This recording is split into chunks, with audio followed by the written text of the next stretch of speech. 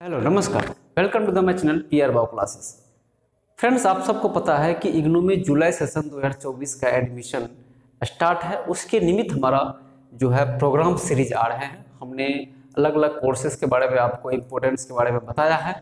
जैसे कि हमने फर्स्ट में टॉप मोस्ट सर्टिफिकेट कोर्स के बारे में बताया, टॉप मोस्ट डिप्लोमा कोर्स के बारे में बताया, टॉप मोस्ट बैचलर कोर्स के बारे में बताया। आज हम लोग इस वीडियो में बात करेंगे टॉप मोस्ट पीजी कोर्सेज के बारे में जो इग्नू के द्वारा संचालित किए जाते हैं। एक बार हम आपको बता दें कि पीआर बायो क्लासेस पर बताए गए कंटेंट्स पूरी तरह से यह कैरियर ओरिएंटेड है और प्रैक्टिकल अप्रोच है।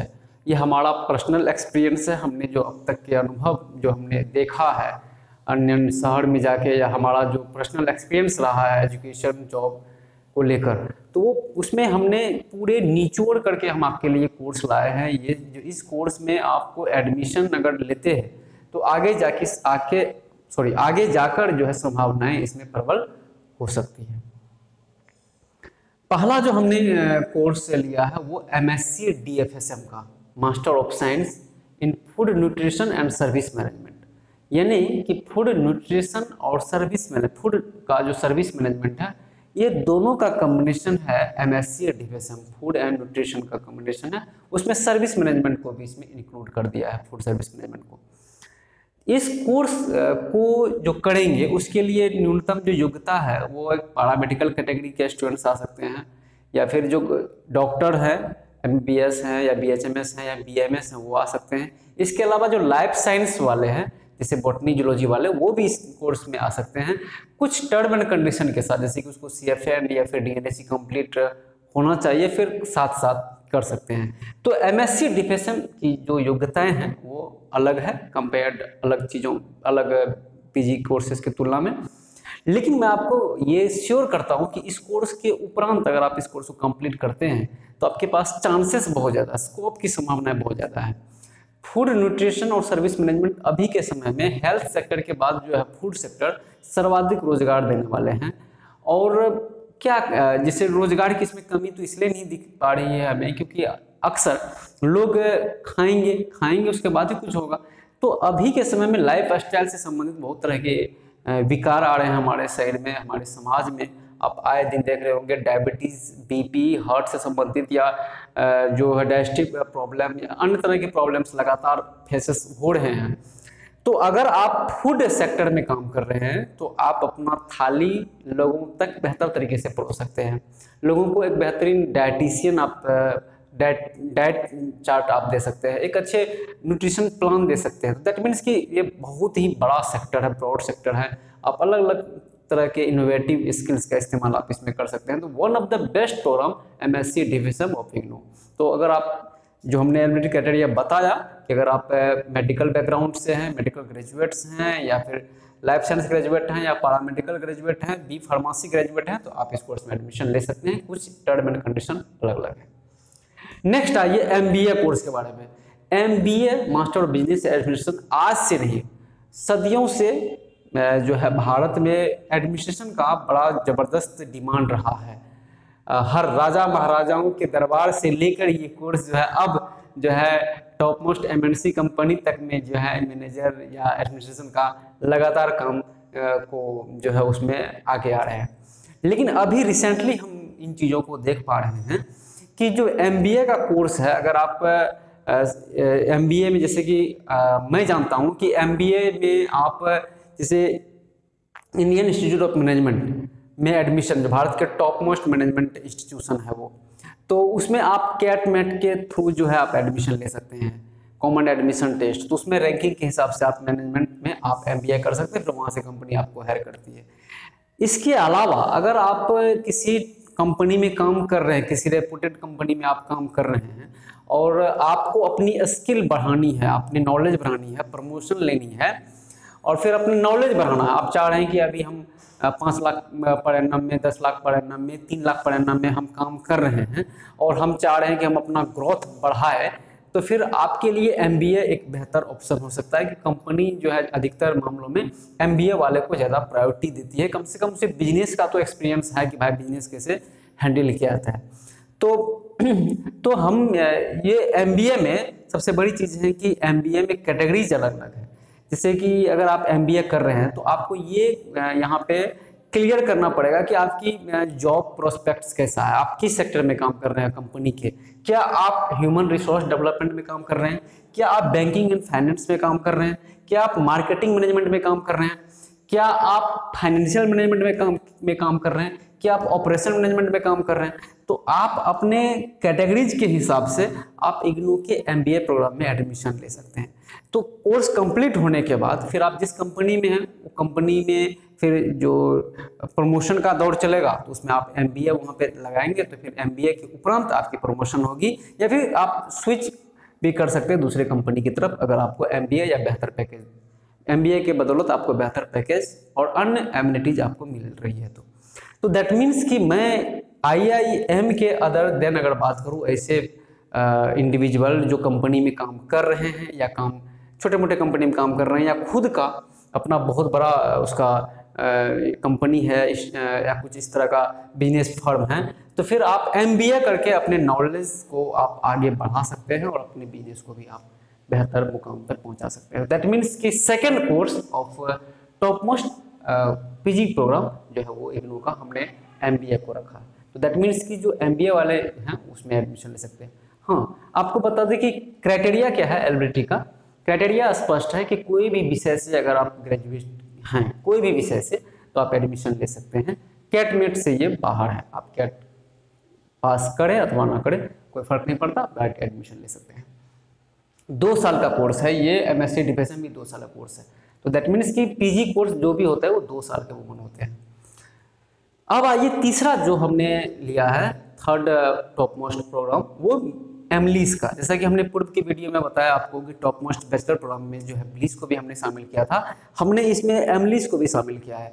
एमलीस क्या है, मास्टर ऑफ साइंस में वो लाइब्रेरी साइंस का हिस्सा है, library and information science. Actually में फ्रेंड्स क्या है कि हमारे देश में पूरी, हम अपने देश के बाद में पूरी दुनिया में जो बुक का जो है, लोग अब बुक से दूर चले जा रहे हैं। डिजिटल मीडिया के दौर में, सोशल मीडिया के दौर में लोग सुनना ज़्यादा पसंद कर रहे हैं कंपेयर टू रीडिंग। तो एक ड्रॉबैक्स हमारे समाज में, हमारे यूथ में आ रहा है। नंबर 1 ये चीज़ें हैं। दूसरा कि हायरिंग जो है लाइब्रेरी साइंस का वो बढ़ेगा। क्यों बढ़ेगा मैं आपको बता दूंगा इसके कारण भी। और तीसरा है कि इसकी जो संभावनाएं हैं सीट का, वो बिहार के संदर्भ में अगर बात करें, बाकी जो एजुकेशनल इंस्टीट्यूशंस हैं लाइक वाइज केंद्रीय, नवोदय, रेलवे या फिर अन्य जो सेंट्रल यूनिवर्सिटीज़ हैं, उसमें भी संभावनाएं इसलिए प्रबल होती है कि जब जब भी प्रोफेसर्स की, असिस्टेंट प्रोफेसर की बहाली होती है तो उसमें लाइब्रेरी साइंस का विषय रहता ही रहता है। स्कूल लेवल पे, मिडिल स्कूल से लेकर +2 लेवल पर भी पुस्तकालय अध्यक्ष, लाइब्रेरियन की बहाली की बात लगातार बिहार में तो हो ही रही है, आपके स्टेट में भी हो ही रहा होगा। तो एमलीस जो है वो would be best option for bliss candidates या जो फिर लाइब्रेरियन के तौर पर जॉब करना चाहते हैं। क्यों? क्योंकि आप ब्लीस कंप्लीट करने के बाद एमलीस 1 साल का होता है, देखते देखते आपका 1 साल बीत जाएगा, यानी एमलीस कंप्लीट होगा। तो फिर आप पीजी के बदौलत आप पीएचडी या फिर यूजीसी नेट की तरफ आप मूव कर सकते हैं। अब तो प्री पीएचडी टेस्ट होगा भी नहीं यूनिवर्सिटी में, अब तो नेट के माध्यम से आपको पीएचडी में एडमिशन मिलेगा। तो एमलीस जो है उसके माध्यम से आप अगर लाइब्रेरी साइंस में अगर आप बढ़ते हैं तो फिर आपका एक अलग ही छवि होगा कि आप लाइब्रेरियन के तौर पर आगे अपना एक अलग डिफरेंट करियर बनाते हैं। बुक रीडिंग जो है बहुत ही गुड हैबिट है हमारे लिए, हम सब के लिए, हमारे जितने भी युवा बंधु बांधव है सब के लिए। लेकिन उसमें क्या है कि एक लाइब्रेरियन साइंस को के नाते बच्चों में रीडिंग हैबिट को, एक लाइफ स्टाइल को ऐसे ऐड किया जाए, ये लाइब्रेरियन का बहुत बड़ा चीज़ें हैं। दूसरा, बिजनेस प्रोस्पेक्टस की अगर हम बात करें तो एक लाइब्रेरियन होने के नाते बुक्स का जो मैनेजमेंट है, बुक्स का जो राइटिंग है, उसके जो कुछ टर्म्स हैं, उसके जो टेक्निकल इशूज हैं, ISBN का जो सिस्टम है, उन सारे चीज़ों का book publishing, book management, book writing, reading, उसके बाद उसका मार्केटिंग, सेलिंग, वो हर एक बिंदु जो है उस लाइब्रेरी साइंस में इंक्लूड किया गया। दैट मीन्स कि हम इन छोटे वीडियो में किसी एक पार्टिकुलर कोर्स को हम इलाबोरेट नहीं कर सकते हैं, लंबा वीडियो बन जाएगा। तो हम एमलीस के बारे में कहना चाहेंगे कि आप अपने अगल बगल में इस कोर्स की महत्ता को आप समझिए और अगर आप लग रहा है तो आप निश्चित तौर पे एमडी कोर्स में एडमिशन लीजिए, ये आपके लिए बेहतर हो सकता है। फोर्थ में हमने फोर्थ में लाया है आपके लिए एमकॉम। एमकॉम क्या है? Master of commerce. इसमें आपको एक चीज समझना पड़ेगा मेरे भाई कि एमकॉम में जैसे कि हम लोग जनरली एमकॉम में कल पिछला वीडियो में हम लोगों ने देखा था, पिछला वीडियो में हम लोगों ने इन चीजों को देखा था कि एमकॉम में 1 मिनट,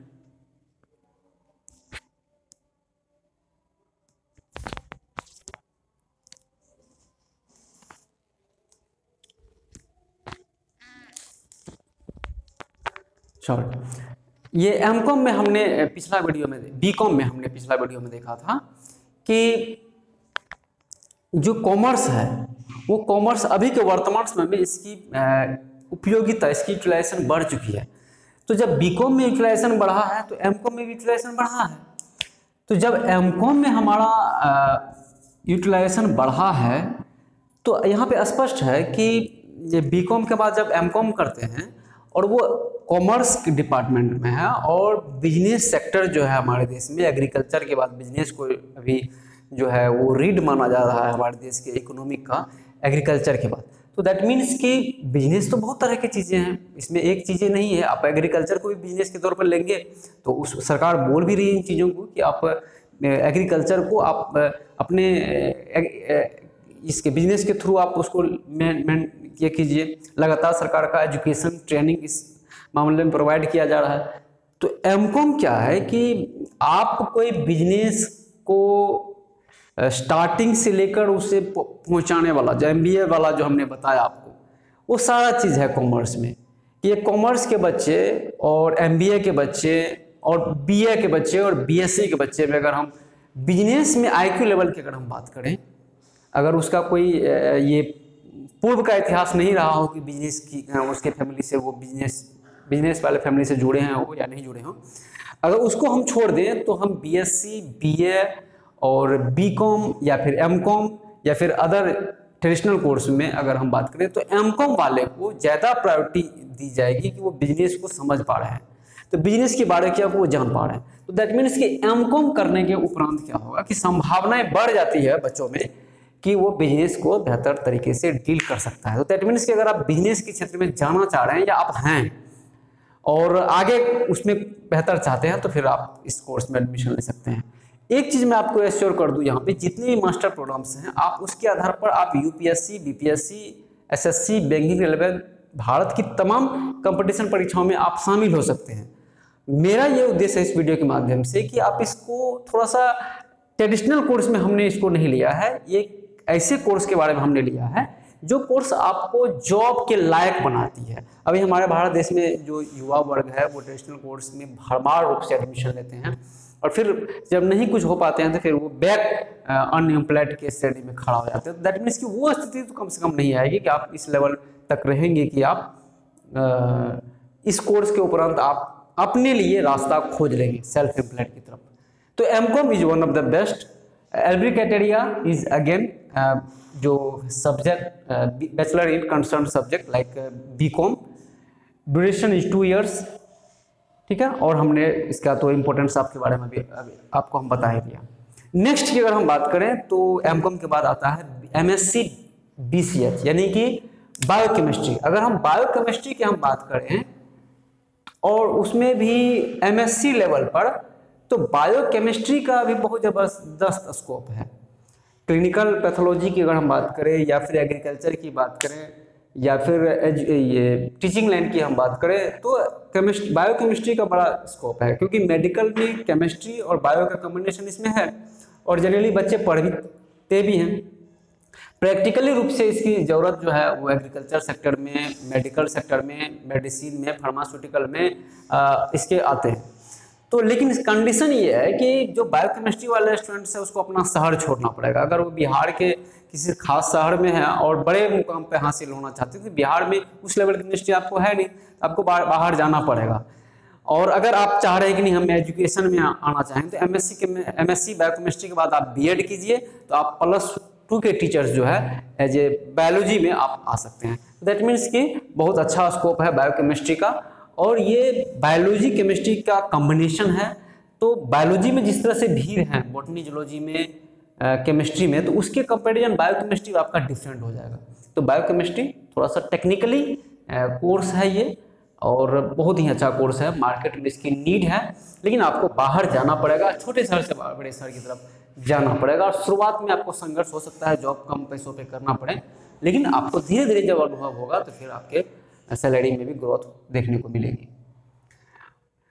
ड्यूरेशन 2 वर्ष का, और कंसर्न सब्जेक्ट में बॉटनी जूलॉजी में आपका ये बीएससी होना ही चाहिए, तो ही आपको ये बायोकेमिस्ट्री में एडमिशन मिलेगा। और बीएससी बायोकेमिस्ट्री है तो ऑलरेडी आप एडमिशन के हकदार हो जाते हैं। नेक्स्ट है एमएससी केमिस्ट्री। आपने जैसा बताया कि बीएससी अगर केमिस्ट्री से आप हैं तो एमएससी केमिस्ट्री में आप एडमिशन ले सकते हैं, 2 साल इसका ड्यूरेशन है। तो एमएससी केमिस्ट्री के क्या कहने हैं, हमने इधर देखा है कि बिहार के अगर हम देखते हैं तो केमिस्ट्री में 11th-12th में घोर रूप से सीट खाली है। केमिस्ट्री में स्टूडेंट्स का इंटेक कम है, आपके स्टेट में भी होगा, एमएससी केमिस्ट्री से इंटेक कम ही होगा। हमको लगता है कि सेंट्रल यूनिवर्सिटी में भी प्रोफेसर्स के तौर पर जो है उसमें कंपेयर टू सोशल साइंस के कंपेरिजन जो है मास केमिस्ट्री में स्टूडेंट्स कम पढ़ते हैं, तो आपको यहाँ पे बेनिफिट मिलेगा। तो आप एमएससी केमिस्ट्री वो भी इग्नू से करते हैं तो यकीन रखिए कि कोटा हो या दिल्ली या पटना या आपके शहर में कोई भी अच्छे कोचिंग इंस्टीट्यूशन में आपको नीट आईटी की तैयारी करवाने में आपको मदद मिलेगी। वहाँ पे आप ऐसे स्टूडेंट्स को टीचिंग कर पाएंगे जो नीट या फिर आईटी जैसी प्रतिष्ठित एग्जामिनेशन का प्रिपरेशन कराते हैं। तो जॉब की संभावना आप में खुल जाती है।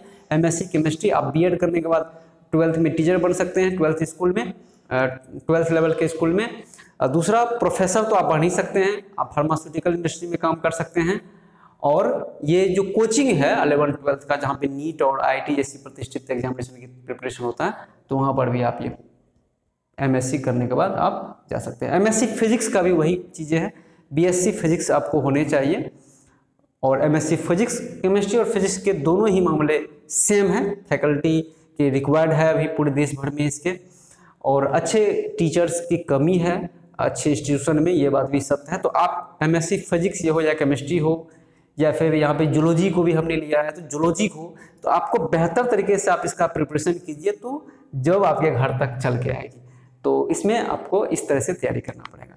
हमने लास्ट में जो सेकेंड लास्ट जो टॉप मोस्ट प्रोग्राम लिया है वो एमएससी एफएसक्यूएम। ये एमएससी एफएसक्यूएम क्या है, तो ये है food safety and quality management.